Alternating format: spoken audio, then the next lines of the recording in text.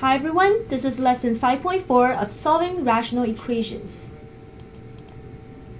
This is a fairly simple chapter and I believe that most of you have already learned how to do this. So I'll just start with example 1, solving the following equation.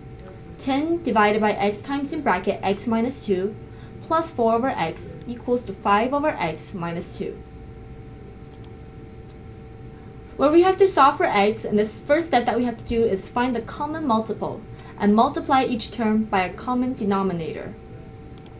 In step 2, we can solve. When we look at the equation, it's clear that the common denominator is x times in bracket x minus 2. So we multiply this value to every term. We multiply to this, this, and this. After all the algebra, we will get x is equal to 2. But is this really the answer? Does x really equal to 2? When you look back to the original equation, you may have noticed that there is a restriction in which x cannot be 0 and x cannot be 2. Otherwise, the denominator of the first term will be equal to 0. But the denominator cannot be equal to 0, therefore x cannot be 0 and x cannot be 2 will be the restriction. So in conclusion, there is no solution to this rational equation. Now let's take a look at example 2 from your learning resources. Amy bought a case of CD for $450. She kept 2 CDs for herself and sold the rest for $560, making a profit of $10 on each CD. How many CDs were in the case? In step 1, let x be the unknown and state the givens. So the unknown in this is the number of CD, therefore let the number of CD in the case be x. Let buying the price of each CD be $450 over x, because we know that there are $450 in total and there are x number of copies.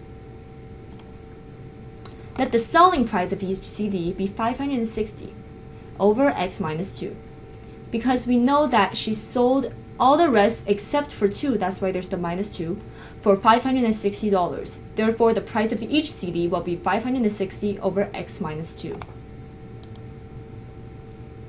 Step 2, we have to set up a rational equation, an algebraic expression. That's going to be 560 divided by x minus 2.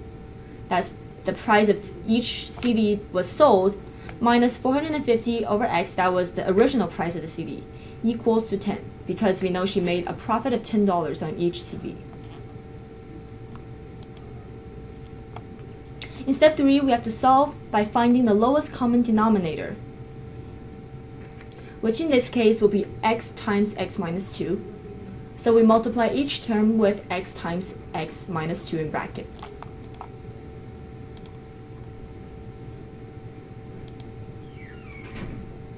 And finally, we will get x equals to 18, or x equals to negative 5.